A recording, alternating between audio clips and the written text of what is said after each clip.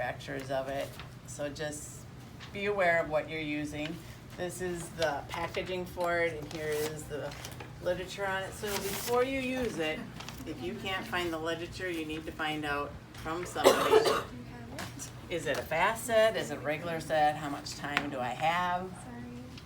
Sure. And then just remember that these setups that are in here, like this, are all on D2L. She's showed us that Okay. yesterday. Yeah.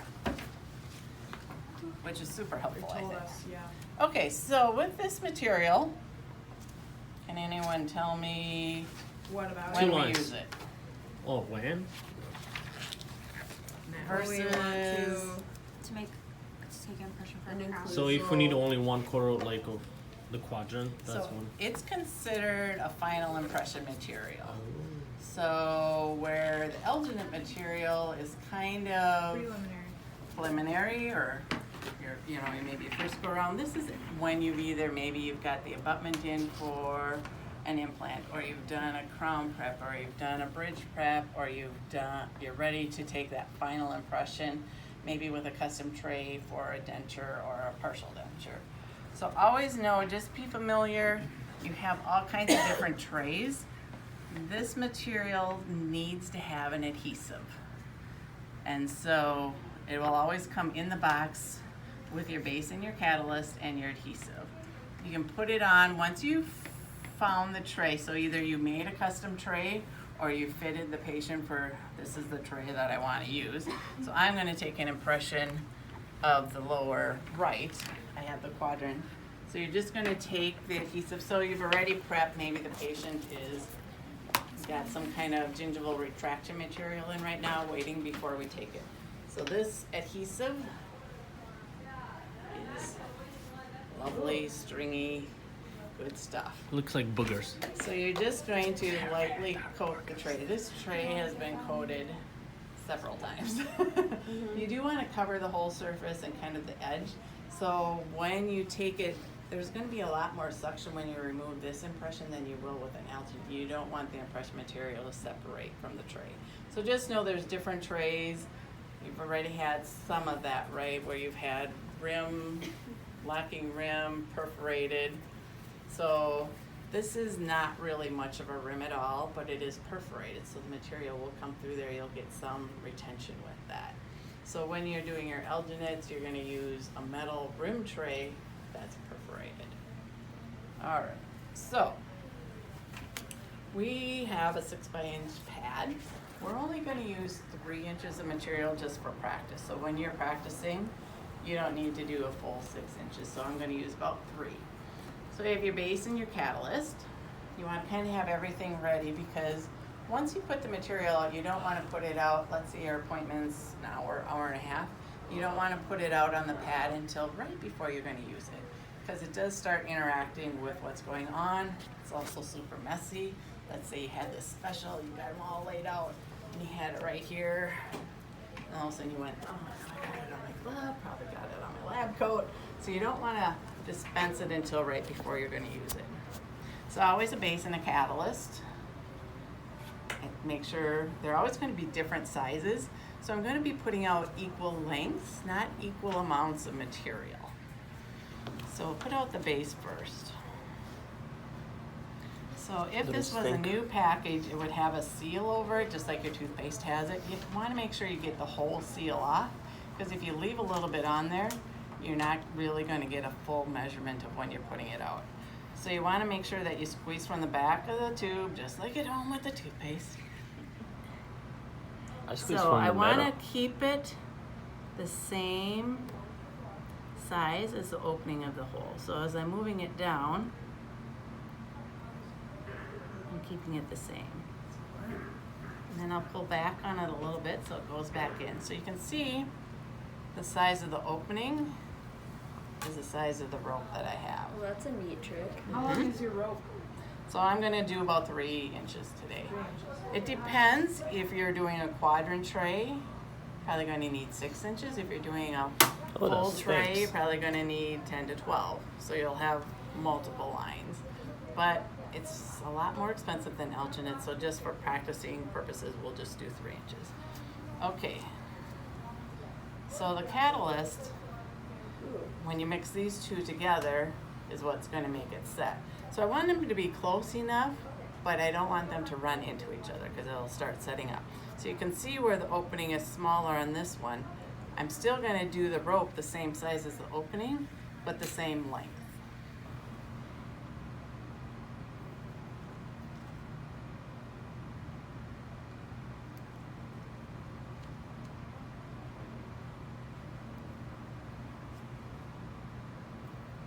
And if you hear a little air bubble, just stay up in it so that you have a consistent.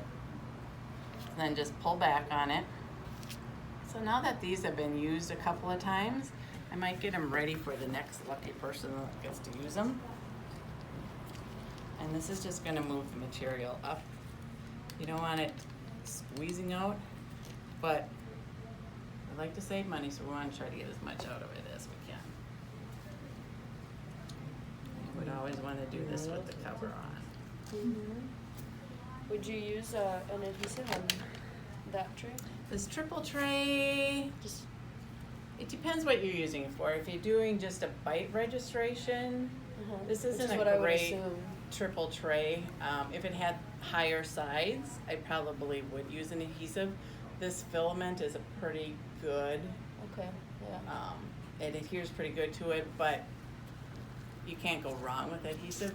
Okay. If you have trays that you have to clean, if you have disposable, most offices consider these disposable, you don't use them again, then adhesive everything. But if you have to put adhesive on a tray that you gotta clean again, decide if you really need the adhesive or not. Okay. All right, so just want to make sure I have everything that I want to do here. I don't want to use that guy.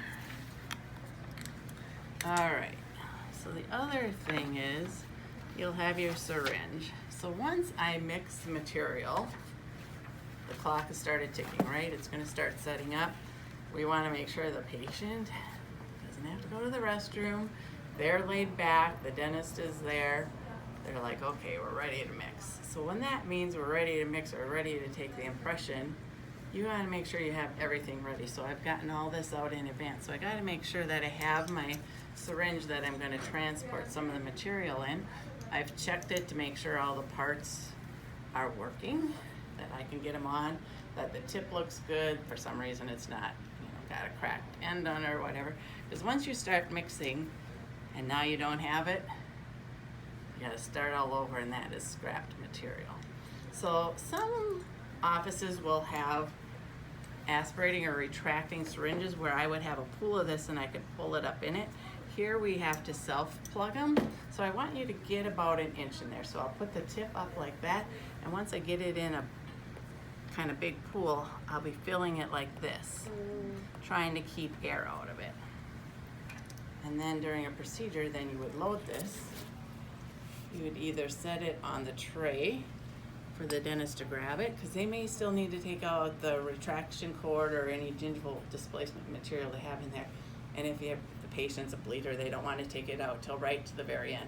So they might pull it, then you might hand it to them, and then you're going to come up, take the rest of it and fill your tray. Now I don't have enough to fill this tray, but I'm going to fill the posterior, and I'm going to show you how I just syringe it around that back molar. But when you're doing it, I want you to fill it to about there, and then just squeeze it onto your pad. Make sure you don't have a lot of air. You really don't want any air, but I think if you look on your eval sheet, if you have more than 2 air bubbles, there'll be probably a point taken off. So it's just when you're loading it that you're making sure, pushing down. Is it the back side or the front side? Because you Yeah. did it with the front side last time. Right. Oh, I'm sorry. Yeah, So sorry. it would be. So you won't have the tip on until you fill it. So you'll be doing it like this, sorry. All right. Why did you pull it up? It just like it makes sense in my head that if you left it down and kept pushing up, and it would avoid air bubbles and like go up itself. Just out of curiosity. Yeah, I don't know. I mean, I guess you could try that. This one's nice and clean and moves easily, but some of them you'll notice they're a little bit tighter. That makes sense too. All right, so are we ready? So when you're working with this material is not very forgiving. You get it on your clothes, it will stay on your clothes. So just keep that in mind when you're working with it. Know that you're always going to be using it on a patient, so you're always going to have gloves on. So know that if you get it on your glove, at some point, maybe once the impression is seated, the patient is comfortable, starting to set up, you might want, if you got any on your gloves, you either clean off your gloves or just get a new pair. All right. So always know which one is your catalyst and which is your base. So the catalyst is what makes the base set up. So I'm going to just really use one side of my spatula when I'm mixing it, and you'll see the motion that I use. So I'm going to first pick up my accelerator. That's going to coat my spatula, so I don't have anything on my spatula that doesn't set up. Have about a minute with this material. I feel like with the temperature into here today, it might be less than that. So, all right, so you just want to make sure you have everything kind of where you need it. And then I will want to kind of scoot over there too. I'm going to pick up the catalyst first, so you can see how it's pretty much covering the tip of my. So now we have blue and white. We need to turn it into light blue. As fast as possible. Right? So same thing with alginate. I'm using the flexibility of the spatula to push out any air that I might be getting in there.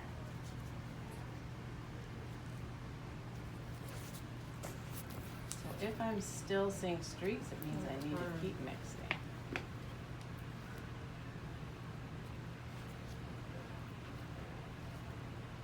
How long do you gotta mix it for? Well, you have about 45 minutes, and then you want to use the rest of 45 the minutes? time. 45 seconds, sorry. Alright, I'm like, okay.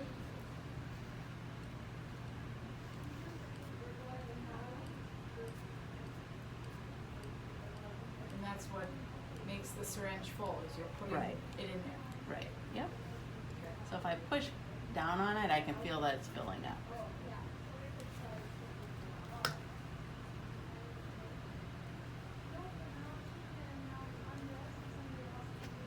Oops.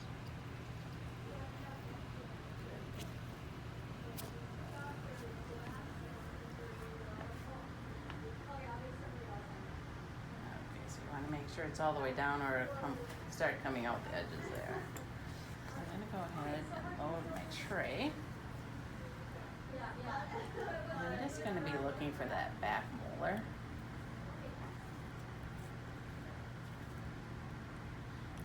Is that the smell that it smells like? Mm-hmm.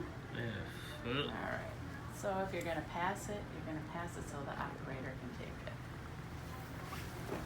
So if you wanna just kinda look, so now you can see it coming up towards, so I'm just gonna bring it around that too. I'm always gonna keep the tip in it to avoid any air bubbles. So I haven't heard any. If I had air in there, so you heard that little pop right there,